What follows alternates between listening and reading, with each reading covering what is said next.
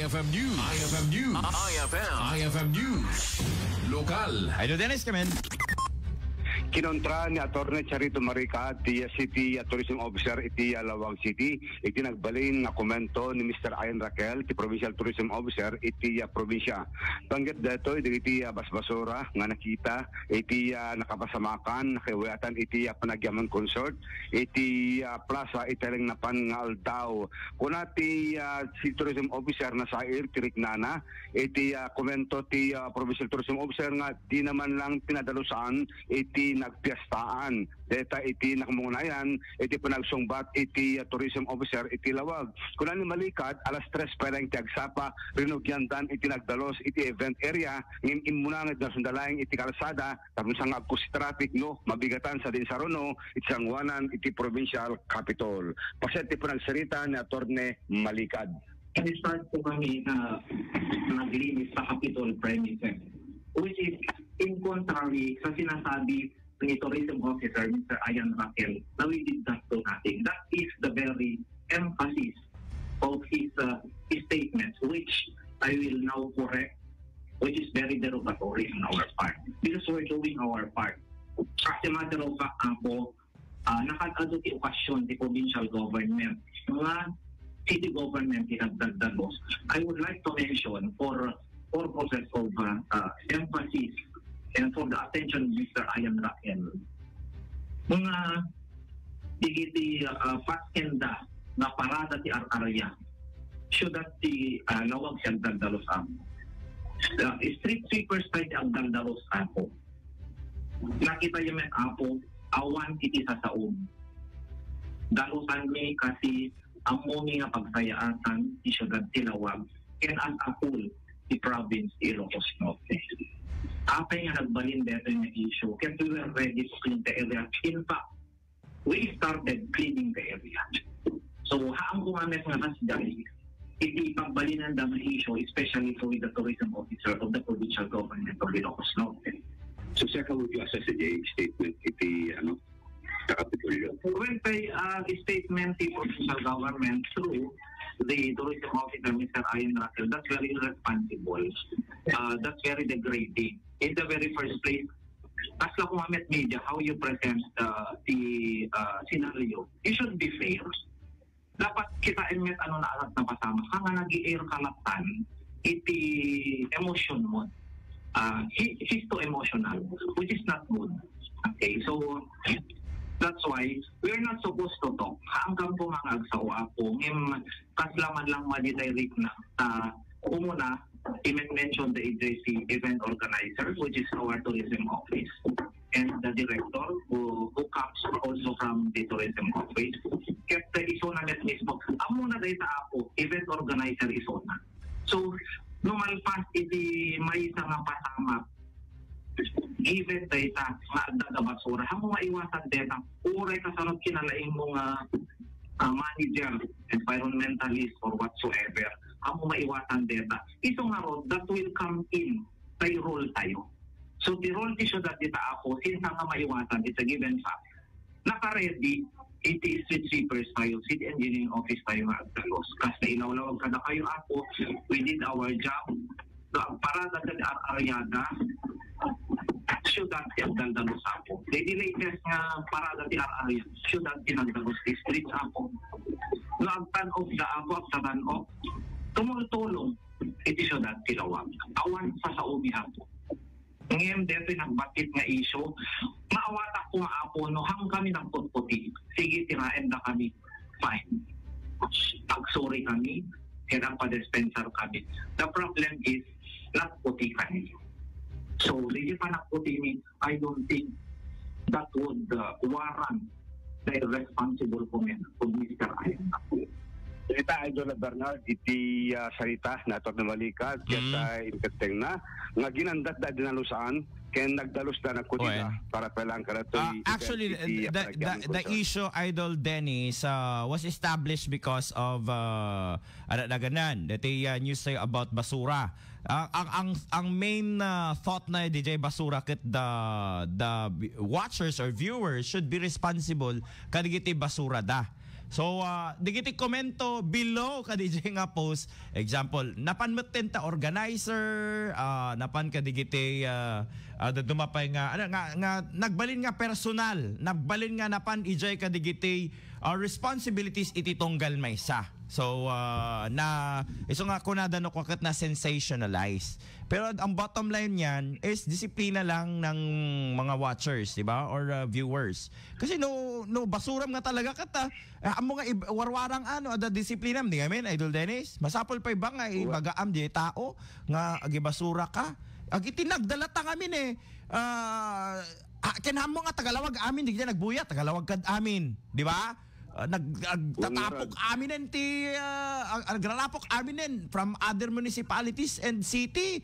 Hanla ay nga Lawag City diya. Iso nga uncontrollable met di mo makontrol ti basura.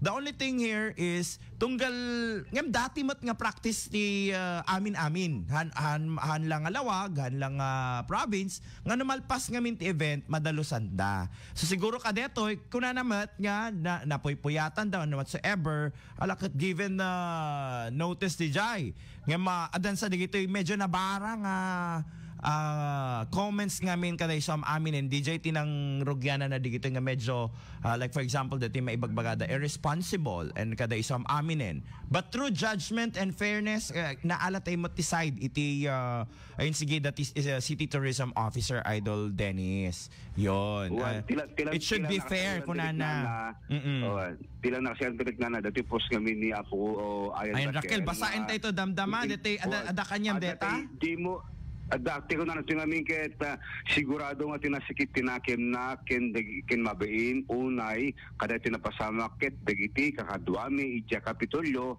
amang istimar ti Capitol grounds na anos ken nagageta nga di daman lang ni kanto miso abatangda nga gistimar ti damet inamna mga dimo padalusan iti nagpiestaam kuna na namin Aldo Bernal. Diyan lang iti nakasairan iti riknan ato na malikad nga di mo padalusan dita nagpiestaam kuna na. Although hanggang na-mention itinagan na yung timatokto ko DJ event organizer which is the City Tourism Officer. Taiso na timakin na pasken iti daytoy. Kasla indirectly naganan dati attack was indirectly kasakasay ti mariklik na ni attorney Charito Malikad though they are tourism officers they can talk with each other right Idol Dennis no dati nga ba nagmanti agbalin nga parikot or whatsoever nagbalin na issue they can talk with each other because they are on the same ground they are tourism officers of Lawag City and the province. Well, nga nakunaan na met in bakal na met Jay Sarita na ngano ti Kapitolyo met tagpasken Lawag tagdalos met Idol ba na so nga dagiti punto de vista na Torne Malikad kada ti panang sungbat na iti issue iti basura sabay agbalin ay opener detoy ay umili ngano ada sa fiesta ket hanlang nga fiesta saan lang nga fiesta amin nga activities amin nga programa events pasala amin di ba sa adano anon after basta practicein tayo ng Ilocano si kamang ket Tagalawag wino tagasa din naman nga iti Ilocos basta si kakit Ilocano dapat responsable ka kadagitay basura wag itapon adamot city ordinance tayo ket di ba once nga makita na ka ni sa sino man ket mabalin da ka nga ireklamo iti City Hall nga sikat anan basta ada ebidensya nga sikat nagiwarang ti basura ket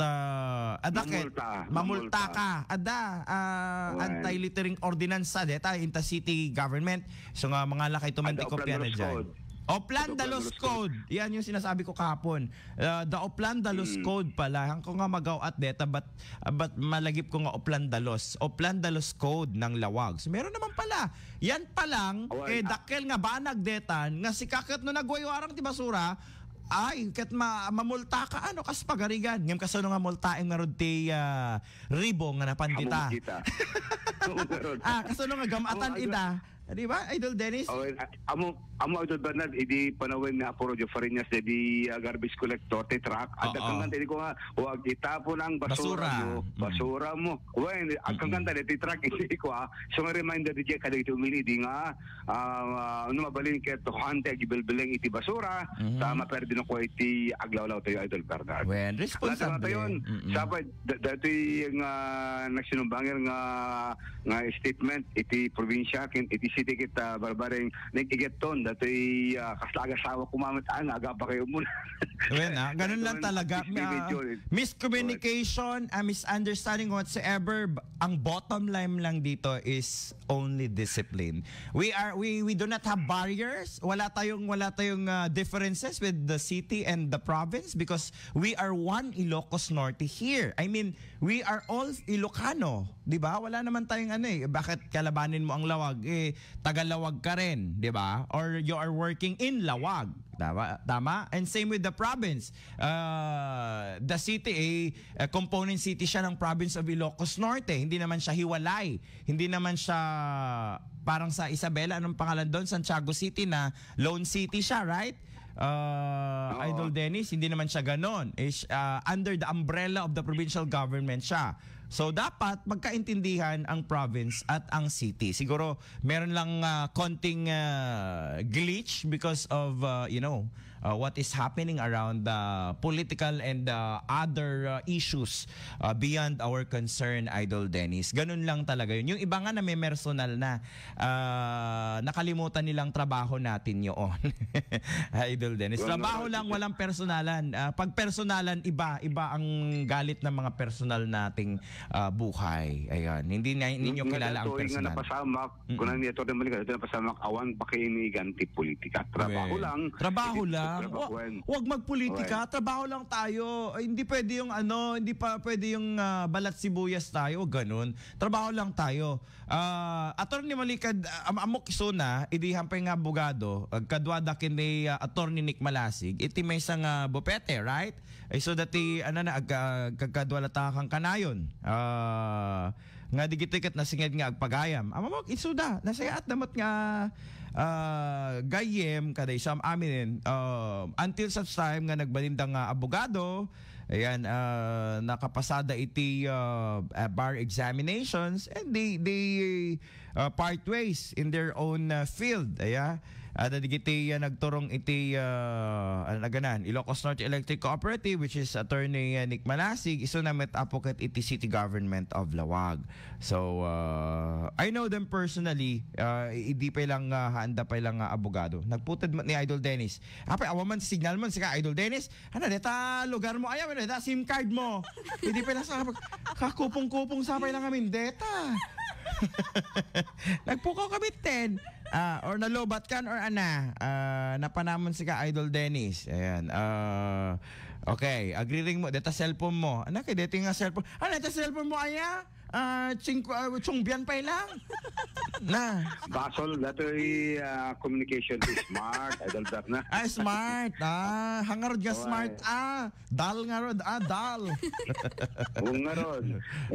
Pati ko signalan ket makapungtoton Idol Bert. So iti agdama ket sugot sides na Montemeten iti statement pangipalang iti basura iti siyudad ti Lawag. Idol Dennis Gabriel Alipio, Tatak, RMN.